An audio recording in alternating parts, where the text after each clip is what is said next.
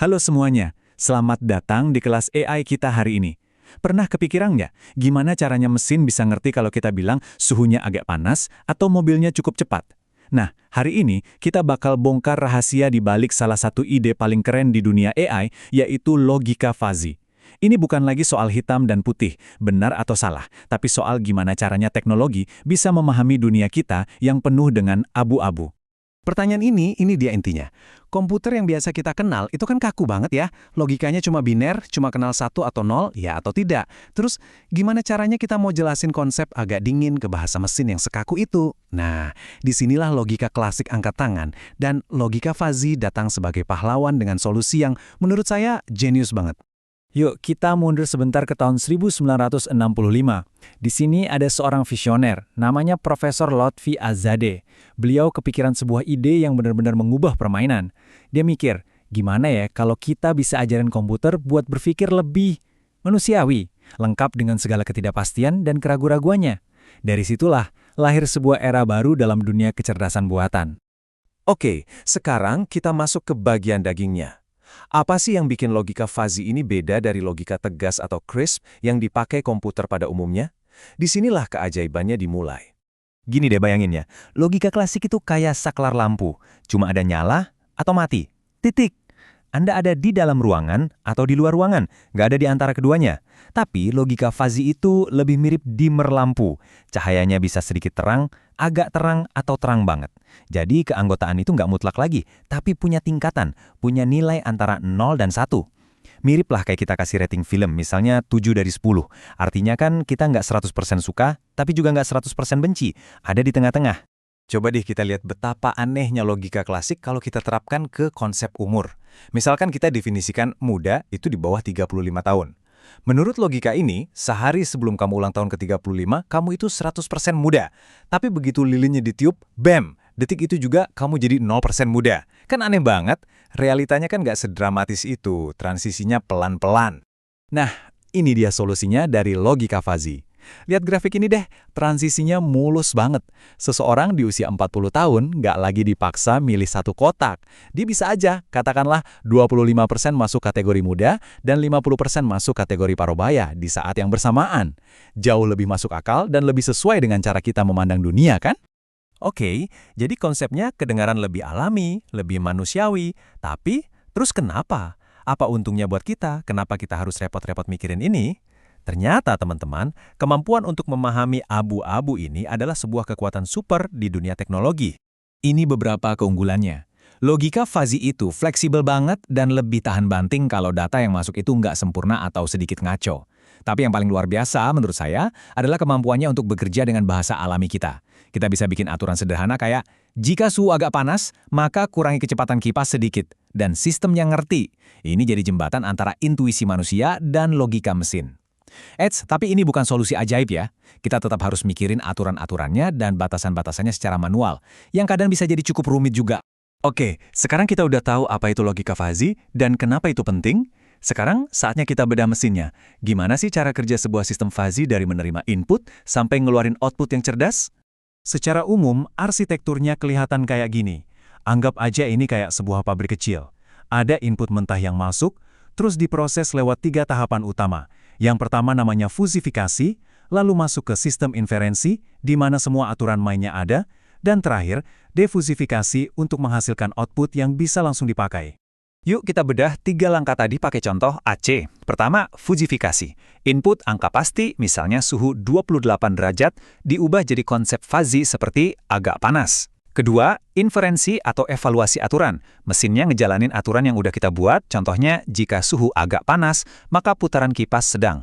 Terakhir, defusifikasi. Konsep fuzzy sedang tadi diterjemahkan lagi jadi perintah yang jelas. Misalnya, putar kipas dengan kecepatan 75%. Simpel kan alurnya? Oke, cukup teorinya. Sekarang waktunya kita lihat gimana logika fuzzy beraksi di dunia nyata. Kita bakal jadi konsultan buat pabrik makanan kaleng ABC dan bantu mereka ngambil keputusan produksi. Ini bakal bikin semua konsep yang tadi kita bahas jadi terasa lebih hidup. Nah, ini dia dilema manajer pabriknya. Data menunjukkan permintaan pasar itu 4.000 kaleng, sementara stok di gudang tinggal 300. Pertanyaannya, biar efisien berapa kaleng sih yang harus kita produksi besok? Ini adalah masalah klasik yang pas banget buat diselesaikan pakai logika fuzzy. Langkah pertama, fazifikasi. Kita ambil angka pasti tadi, permintaan 4.000 dan persediaan 300, lalu kita ubah jadi konsep fuzzy.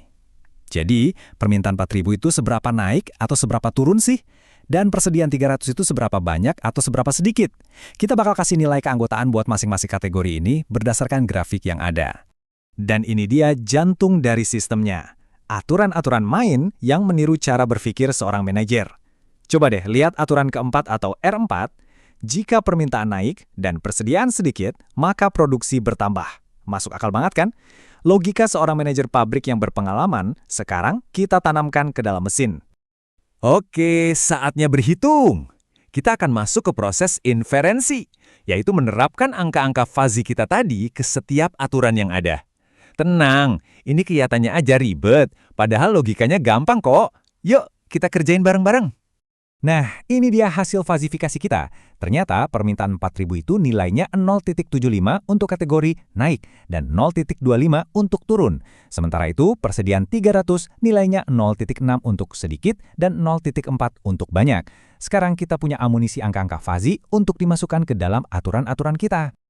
Sekarang kita evaluasi satu persatu.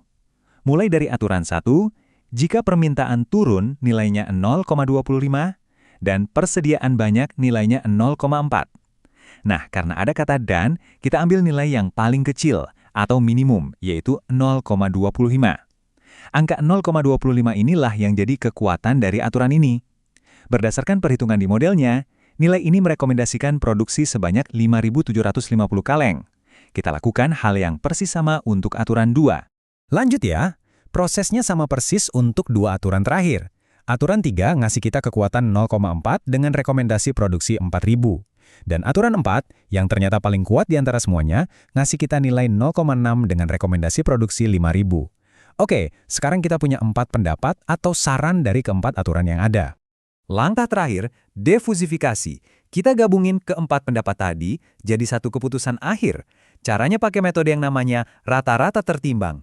Gampangnya gini, pendapat dari aturan yang lebih yakin, yang nilai minimumnya lebih tinggi, bakal punya bobot lebih besar. Setelah semua dihitung, tara, inilah jawaban akhirnya. Sebuah angka yang sangat presisi lahir dari proses yang fuzzy, 4.983 kaleng. Itulah jumlah paling optimal yang harus diproduksi. Jadi, kita udah lihat kan perhitungannya dari A sampai Z. Keren ya? Tapi mungkin ada yang bertanya, ini cuma latihan akademis di kelas aja kan? Oh, tentu tidak. Logika fuzzy adalah teknologi yang bekerja keras di belakang layar dalam banyak sekali perangkat yang kita pakai setiap hari. Dan ini bukan cuma hitung-hitungan di awang-awang. Lihat ini deh. Ini adalah hasil output dari program komputer yang menjalankan logika yang persis sama dengan yang barusan kita hitung manual. Angka akhirnya 4.983. Sama persis. Ini bukti kalau teori ini benar-benar bisa jalan di mesin. Jadi, di mana lagi sih sihir fuzzy ini bekerja? Mungkin di AC kamar kamu yang nggak cuma nyala atau mati, tapi bisa ngatur hembusan angin yang agak dingin. Ada di mesin cuci modern yang bisa merasakan seberapa kotor pakaianmu. Bahkan ada di sistem autofokus kamera dan sistem pengereman ABS di mobil. Tanpa kita sadari, kita dikelilingi oleh logika fuzzy setiap hari. Jadi pada intinya, logika fuzzy adalah tentang membangun jembatan. Jembatan antara bahasa manusia yang penuh dengan nuansa dan dunia mesin yang butuh kepastian. Sebuah cara yang sangat elegan untuk mengajari mesin bernavigasi di dunia nyata yang jarang sekali hitam putih. Nah, pertanyaan terakhir dari saya untuk kalian renungkan, setelah melihat kekuatannya, masalah abu-abu apa di sekitar Anda yang kira-kira bisa dipecahkan dengan cara berpikir fuzzy ini?